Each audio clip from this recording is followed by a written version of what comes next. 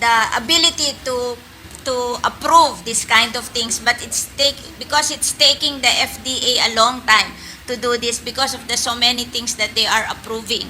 So maybe if you're not confident about the NDA, we can do a transition period so they will learn. Actually, ma'am, no, I will not agree to that because for infants, Kasi it is only infants that I am protecting. Wala na ho akong problema kung hindi infants. But So- there is a very strict process for infants that another agency cannot just take over. Hindi ho tama So, yun. how do you define the infants? Nakadefine na ho yan sa batas. May I request that Her Honor We can exempt leads the with DOH infants. because klaro po yan sa batas natin.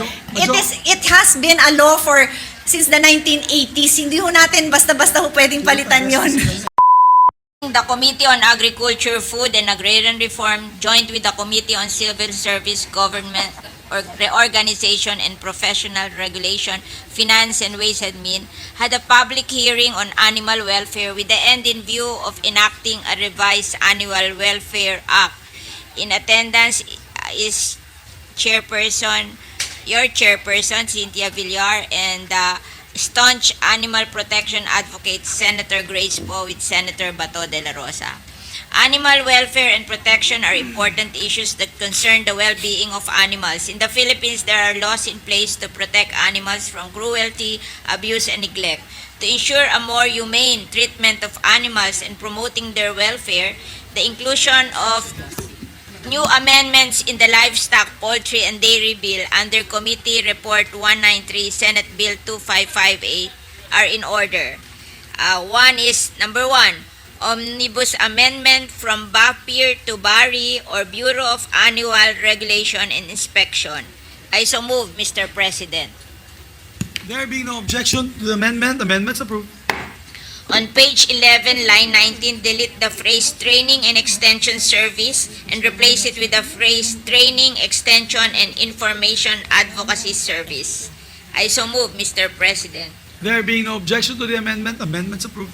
On page 11, starting on line 26 to 27, delete the phrase Livestock, Poultry, and Dairy Protection and Disease Control Service and replace it with Livestock, Poultry, Dairy, and Other Animals Protection in Emergency Response Service. I so move, Mr. President. There being no objection, amendments approved. On page 11, line 31, after division, insert the phrase except the regulatory aspect. I so move, Mr. President. There being no objection, amendments approved. On page 14, line 14, after the word shall, insert the phrase retain and strengthen based on new mandate the regional offices and shall. I so move, Mr. President. There being no objection, amendments approved. On page 15, after line 17, insert another subparagraph which shall read as follows. Animal Health and Welfare Service.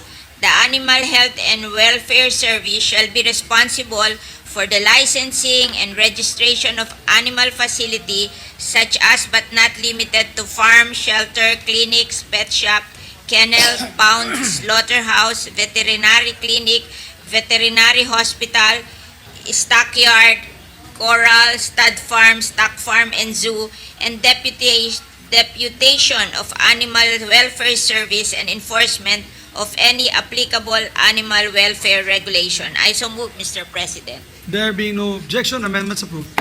On page 23, delete lines 14 and 15 and replace it with 01 period 06 other live animals except 01-06 period 12 and renumber the succeeding enumeration. I so move, Mr. President. There being no objection, amendments approved. On page 27, line 16, after the word bai, add the phrase and bari and delete lines 20 to 21 starting from the word 10 and replace it with 7% for BAT, LPDO, APERS, 5% for BAI, NADS, and 3% for BARI, AHWS. I so move, Mr. President. There being no objection, amendments approved. This amendment should be subject to style. That's all, Mr. President. Thank you very much. Thank you very much, Madam Sponsor. May I just get clarification on Section 16 on the National Dairy Authority? Because there is a paragraph, it's the last paragraph of the section. It's on page 18, line 11 to 13.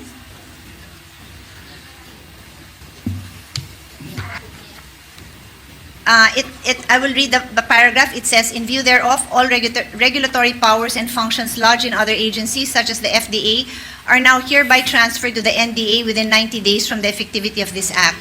So any matter that is under the jurisdiction of the FDA with regards to milk will be transferred to the National Dairy Authority. Okay. We are requesting the FDA to give up yung kanilang right to animal regulation because it's taking them so long, and it's not beneficial to the producer of milk. So we are taking it away from the FDA. Parang dapat ang maiwan sa FDA are the food for people, not for animal. Okay, so any of the milk products that will be consumed by humans will be retained in the FDA. No. It will be transferred to NDA kasi minsan yung nagpo-produce ng milk, nagpapa-approve sila para maibenta nila sa market. Eh, ang bagal-bagal ng FDA because of the many things that they are approving. So we wanted that the NDA will be the one to approve kasi it takes years for them to approve.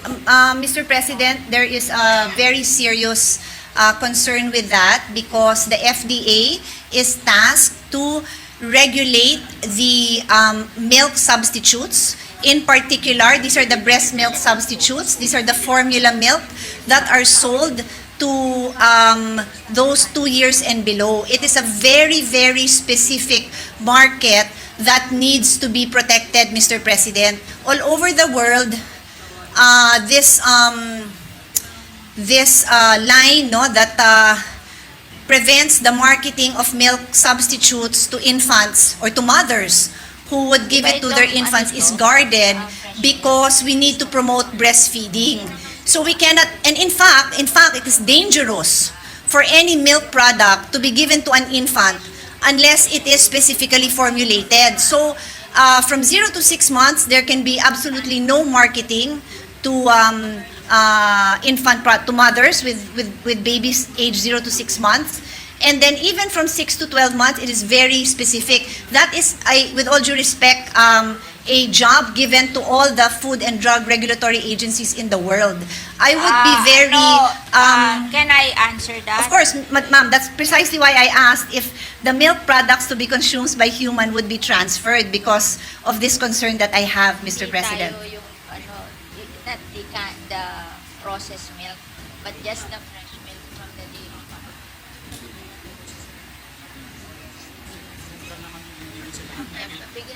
Is DOH present? May we ask Madam, that we consult with them because the law is very clear and this has been my advocacy for 20 years, so I feel very strongly about this. We want the National Dairy Authority to be able to develop the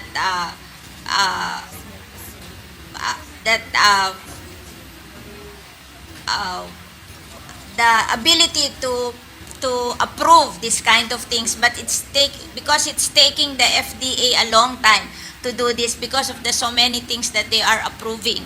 So maybe if you're not confident about the NDA, we can do a transition period so they will learn. Actually, ma'am, no, I will not agree to that because for infants, it is only infants that I am protecting. Wala na ho akong problema kung hindi infants. But there is a very strict process for infants that another agency cannot just take over. Hindi ho tama yun. How do you define the infants? Nakadefine na ho yan sa batas. May I request that Her Honor We can exempt leads the with DOH infants. because klaro po yan sa batas natin. It has been a law since the 1980s. Hindi ho natin basta-basta ho pwedeng palitan yon. And actually, all the formula milks are regulated. Wala naman ho silang problema. They all have their certification. So wala ho akong problema dun sa iba. After the statements, Mr. President. Let me finish. I'm just saying, when it comes to infant formula, this has been regulated for decades. Let's not touch it. Now, when it comes to milk for other ages, for adults, again, I have my reservations. We need to consult with FDA and DOH. I need to ask them very specifically what powers are they giving up, because this is the safety, no, Mr. President. Yung ano yung difference nung pasteurized at hindi pasteurized. Alam nyo, hindi pwedeng uminom ang baby ng natural milk, yung binibili natin sa karton, bawal sa baby yon. Yung binibili sa plastic na nakaref, bawal sa baby yun. So, hindi ho natin basta pwedeng ibigay to sa agency na hindi nakakaalam. Kung nababagalan tayo, palitan natin yung head noon. Pero wag ho natin palitan yung... Ginawa na ho natin sa trade yun. Nilagay natin ang trade in charge sa nakakasama sa baga natin, yung vaping. Tapos itong yung gatas para sa bata, na dapat breast milk ang ma-promote. Wag ho natin basta-basta ilipat. I Yun ang just naman ho want sa to akin. explain how this came about, because our production of milk is 1% of demand. We are importing 99%. And we are trying to encourage the production of milk, fresh milk in the Philippines. So we are distributing milking animals all over the Philippines so our farmers can produce milk.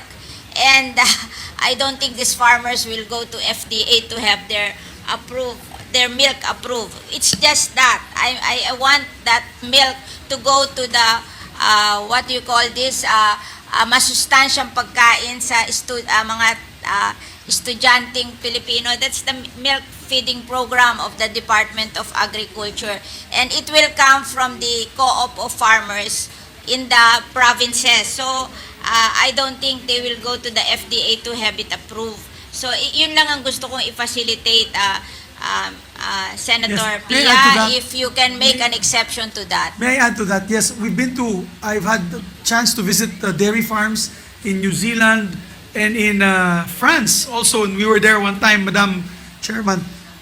They sell direct the milk. The milk will be sold directly to the co-ops, to the people. Oh. And if we have to, I understand what the chairman is saying. If we have to go to the FDA to seek that, siguro, hindi na mabebenta. Bulok na po yung gatas bago pa may That's benta. the So, only exception I want to exempt. maybe we can have a minute suspension so that Yeah. the two of you can discuss. Session suspended.